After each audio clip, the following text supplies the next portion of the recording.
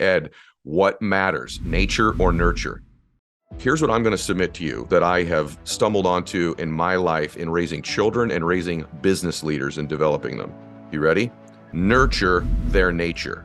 This is why so many human beings don't feel good about themselves. And most of that is nurture. Let me just be real with you. A lot of winning is not just mental, it's environmental. The defense against that is to know you. And to know oneself is to know what your giftedness is. What are some of your talents and gifts? If you weren't being humble, what are they? Maybe it's just your moral compass, your humor, how much you truly care about people, your intellect. Maybe it's none of those things. Maybe your gift is your persistence, your resiliency, your generosity, your faith. Often in life, because somebody is very good at something and it becomes natural to them, they take it for granted and don't think it's special. And so that's why you need a leader with vision to say, I see that gift, and then I'm going to put you in an environment where I nurture it. We think, well, the gift has to be that I can 360 windmill dunk, or I can run you like Usain Bolt, or man, I have the IQ of an Elon Musk, or the vision of a Steve Jobs, or the beauty of a Beyonce, or the singing ability. Yeah, those are apparent gifts, but what are yours? And for most of us, those gifts remain invisible because nobody shines a light on them for us. But once that light shined, all of a sudden, we become the Beyonce of our own lives. We become the LeBron of our own lives. We become the Musk of our own lives. Our happiness, our productivity, our achievements, the way we can contribute to other people becomes exponentially different. This will become a muscle you build. When you just become intentional and aware of it, you begin to see human beings differently. Your whole way you look at people now is a gift, and your job is to open it up and look inside and find their nature. It could change your life.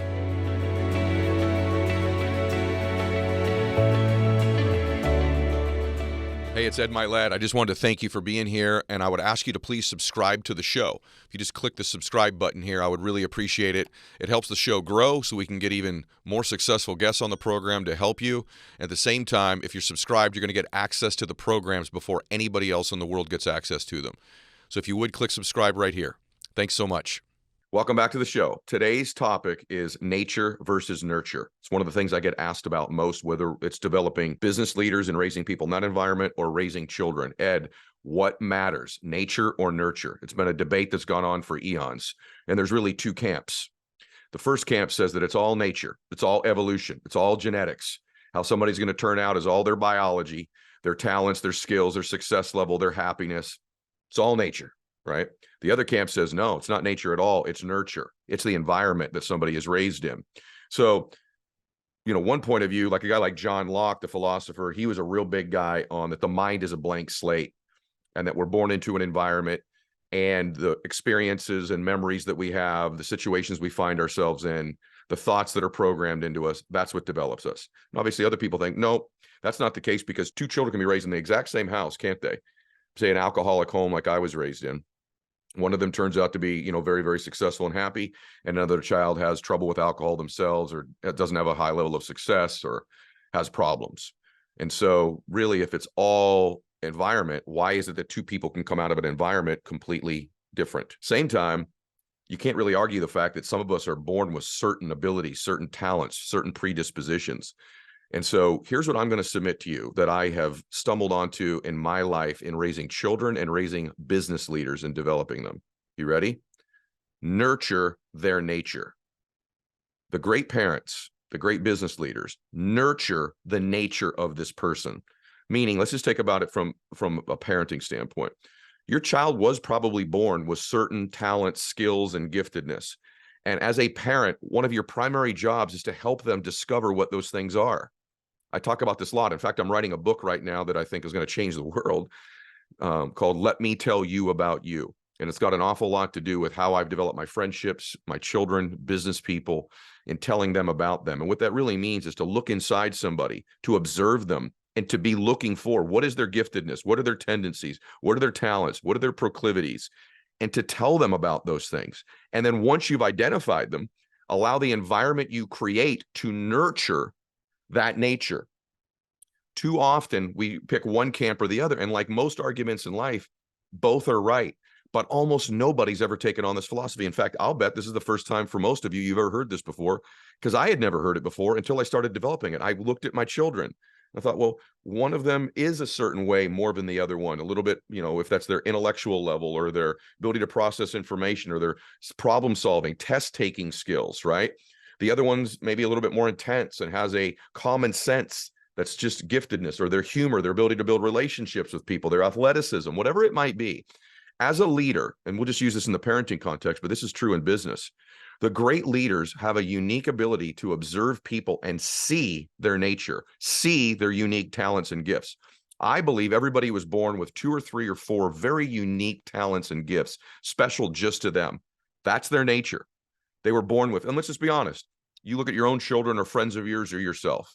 Maybe your talent is, your gift is your ability to problem solve or think through solutions. Maybe it's your IQ, maybe it's your humor, maybe it's your physical beauty, how you listen to people, your nurturing ability, your intensity, your passion, your peace under duress, your equanimity. There's so many different things. Your engineering skills for some of you. I can't even change a light bulb, right? Your ability to communicate, right? Your ability to make people feel a certain emotion. It could be whatever, sewing. It could be, working on a car. It could be, building a company. It could be your vision. It could be your marketing ability, your energy, whatever that talent is. One of the keys in life is to figure out as early as you can what those 2 or 3 things are that God gave you. And by the way, it's okay if you're even a little bit wrong in the beginning. And maybe you only pick 1 or 2 and you've got some hidden ones that will be uncovered later. But as a father, as a friend, I am constantly trying to look for the greatness in them. Now, as a person of faith and as a Christian, what I'm really looking at, for me, the way I think it, is I'm looking for the Christ in them. I'm looking for the gift that was sown into them before they were even born. And for me, I love opening that up. See, I look at people like they're a gift, and I want to have my focus with them in the present. So I think about a present and a gift, and then I think my job is to open up that gift and to find inside of it what the talent and the gift is. And so I do that very regularly. I'm going to write about it in my book. I'm not covering all of it today, but if you became a friend of mine, pretty quickly in the game, I will begin to point out to you what some of those gifts you have are that I see. And sometimes it's a revelation to people, and sometimes it's a confirmation of something they've always believed but was embarrassed to believe about themselves or wasn't sure that it was true. As a father, very early on, I started to look, what are their tendencies? What are their gifts? What are they good at? Right? What are their proclivities? And then to point them out. Bella Boo, you're so fast. Man, I can't believe how much faster that you run than everybody. And man, socially, everybody likes you because you're so funny, because you're so brilliant and witty. And you've got this ability to make other people feel good about themselves and they feel connected to you. By the way, it's important to begin to nurture that part of her nature. Maximus, you're so brilliant. How you can almost have a photographic memory and you remember things and you ace every test, and you're so kind and gentle, and your work ethic is beyond belief, man. Like your ability, everyone likes you. Everyone thinks you're kind. Nobody's got a bad word to say about you. Outwork everybody. And to notice these talents, because when you point out the Christ in somebody, or what we'll just call for today's, if you're secular or aren't a believer, if you just point out the giftedness in somebody, you have connected yourself to them in a way that maybe 1 or 2 other people in their entire lifetime will. Did you hear what I just said? When you tell a human being, I see this gift in you, and they know kind of intuitively it's true about them, or they didn't know, and then they begin to evaluate it and prove it, you have connected or yoked yourself to them in a way that almost no other human being ever will, because you've touched something in them that is so deep, that's so innate, that's so true, that you build a bond and a connection with them, an energy, a vibrational frequency, a soul type connection that really they'll never have with anybody else, maybe 1 or 2 other people. And you'll be able to impact and affect them in a way that most people never will. So as a father, my main job is to love them and to believe in them, to encourage them, but also to see them and help them uncover what their gift is, what their nature is, and then to nurture it. As a business leader, when I'm evaluating people, it's to find out, oh, it's your ability to problem solve. Oh my gosh, you're the one that's calm under pressure. Oh, you're the one who puts different pieces together of a puzzle like I've never seen before, right? Or it's your copywriting ability, or your communication skills, or your ability to deduce information that's complex into something simple. Oh no, you're the person who galvanizes the team, whatever it is. And I'm looking for those things. And then what I'm going to do is put them in an environment that nurtures that nature. And now people begin to perform at a superhuman level, and you have a superhuman, supernatural bond with them. And so I want you to begin to think about that in the relationships you have with your children, if you have children, or if you don't, your boyfriend or girlfriend, your friends. How good have you been at pointing out to them their giftedness and their greatness? You do it in a real way. You're not some cornball, right? But over time you go, have I told you lately, literally how amazing you are at X, Y, and Z? Man, I think you should be using that more to help other people or to start a business or to do X or Y. This is why so many human beings don't feel good about themselves. And most of that is nurture. It was their environment. Okay. Because let me just be real with you. A lot of winning is not just mental, it's environmental. Okay. But yet there are people that transcend their environment. But what if you had both? What if you took somebody's nature and you created an environment around them that nurtured it? Now they've got the environment and the talent and the gift. They're almost unstoppable. And so I want you to really begin to think about, why is it that most people don't feel great about themselves? Here's what I think: conditioning, patterns, the way people have treated them, their environment, and they don't have a defense against it. The defense against that is to know you. And to know oneself is to know what your giftedness is, to know what your nature is, to know what your talents are. And so when you don't know those things, or you know them, but you're not utilizing them in your life, then the environment will crush you. And then you begin to lose hope and belief in yourself. In fact, if you're somebody today who's listening to this show or watching it and you've lost some hope and belief in yourself, forget all your external results. Those external results are the environment, right? So if you're just looking at the results, your environment is constantly reinforcing to you, you're not good enough. You're not that special. You're not going to win. You're not going to be happy. So screw all that. What I want you to do is to look inside you. What are some of your talents and gifts? If you weren't being humble, what are they? Is it your listening skills? Maybe it's just your moral compass, your humor, how much you truly care about people, your intellect, your physical touch, right? What you look like. Maybe it's none of those things. Maybe those aren't your gifts. Maybe your gift is your persistence, your resiliency, your generosity, your faith. Okay. I don't know what it is, but when you begin to look inside yourself and say, what are the things that I'm naturally good at? And maybe often in life, because somebody is very good at something and it becomes natural to them, meaning it is their nature, they take it for granted and don't think it's special. Did you hear that? Because something is natural for you to do, you just don't think it's special, or you think everybody has that, but they don't. And so that's why you need a leader with vision to say, I see that gift, and then I'm going to put you in an environment where I nurture it. Just pointing it out repetitively is part of nurturing it. Okay. So I stand that we are supposed to be nurturing people's nature. So if you're sitting here today alone and you're not happy, go inside. What are some of my gifts? And I'm going to give myself credit for them. One of my great gifts that I've found in myself is my intentions. You know, I'm not the smartest person in the world. I was not the fastest when I played baseball or the best hitter. You know, I don't know that I can do everything for my friends, or as a father, I've made tons of mistakes. One of my gifts is I believe I have very good intent, and I stack that. And because I had those intentions, I met a leader, Wayne Dyer, when I was young, and my dad did this too, and my mom. That I was a good boy, that I was a good person, that I had a good heart, that I deserved to be happy and to win and to help other people. One of those gifts is my intent. Now, for me, I think everybody has good intentions. That's no big deal. The truth is at 52 years old, I can tell you for sure that's not true. And so can you. There's lots of people that don't have good intentions, but I do. And that's one of my great gifts. That may seem simple. See, we overlook, we think, well, the gift has to be that I can 360 windmill dunk. Now that's a gift. Or I can run you like Usain Bolt, whatever it might be, right? Or, man, I have the IQ of an Elon Musk, or the vision of a Steve Jobs, right? Or the beauty of a Beyonce, or the singing ability. Yeah, those are apparent gifts. But what are yours? And for most of us, those gifts remain invisible because nobody shines a light on them for us. But once that light shined, all of a sudden, we become the Beyonce of our own lives. We become the LeBron of our own lives. We become the Musk of our own lives. Our happiness, our emotions, our productivity, our achievements, the way we can contribute to other people becomes exponentially different.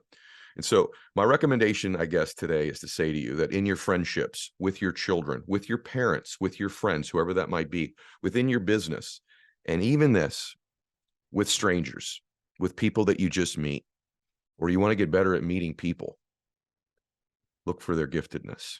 In my case, look for the Christ in them, look for their talent, and point it out and tell them that over and over again. Usually with my very famous or well-known friends, that little group of people, when people say, how do you get so close to so-and-so? Because what most people do is spend all their time telling them how amazing it is the environment is that they've created for their life. The money they've made, the jet they've got, the TV show they have, the concert they filled up, the election they won. And they are really focusing all the time on their nurture, like kind of what they've developed. I spend my time looking inside that person and saying, man, your real gift isn't that.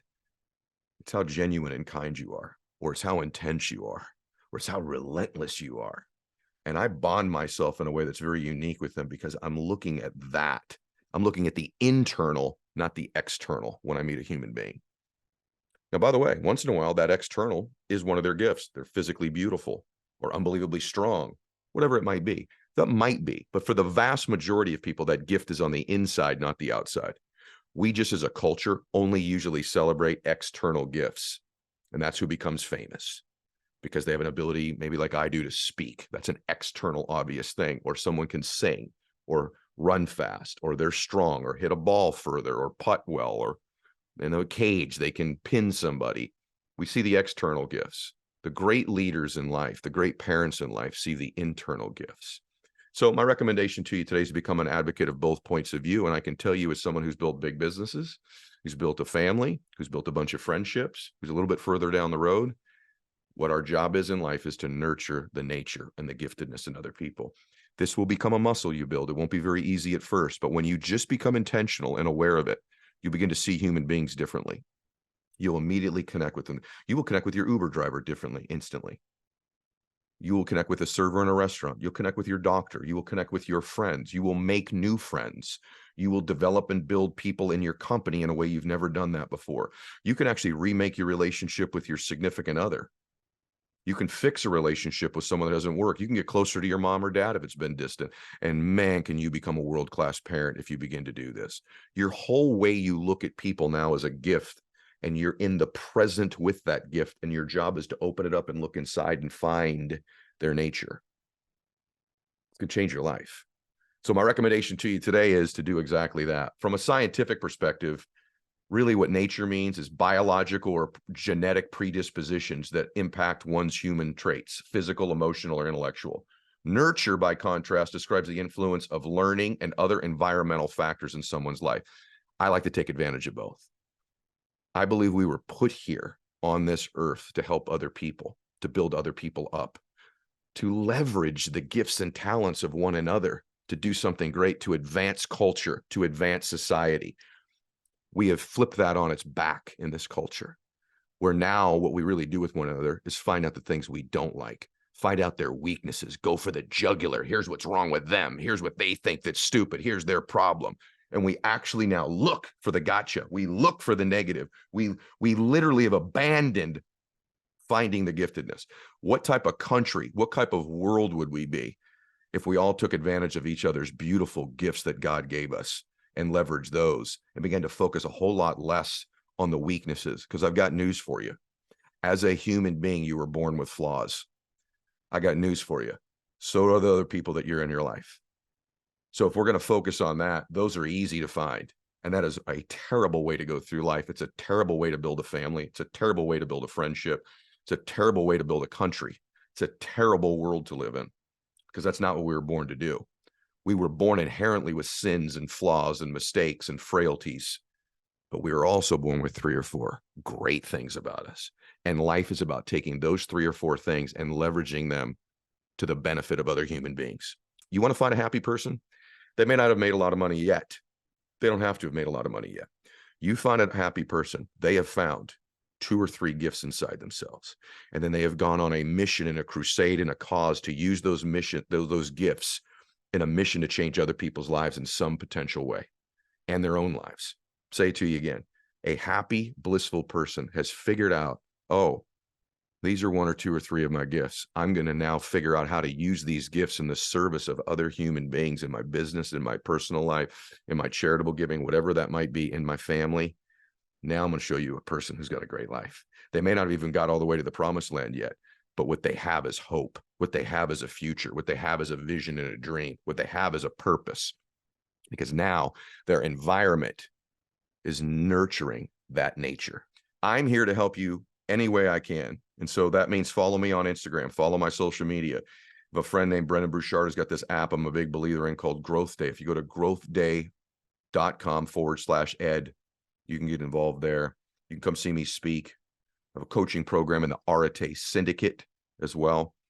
But the bottom line is, if you just want to come here for free every single week, I'm here to serve you. I hope I'm giving you content that's better than the stuff you pay for in the outside world at seminars and events, and I'll give it to you here for free because it's from someone who's actually maybe accomplished a little something in their life. So God bless you.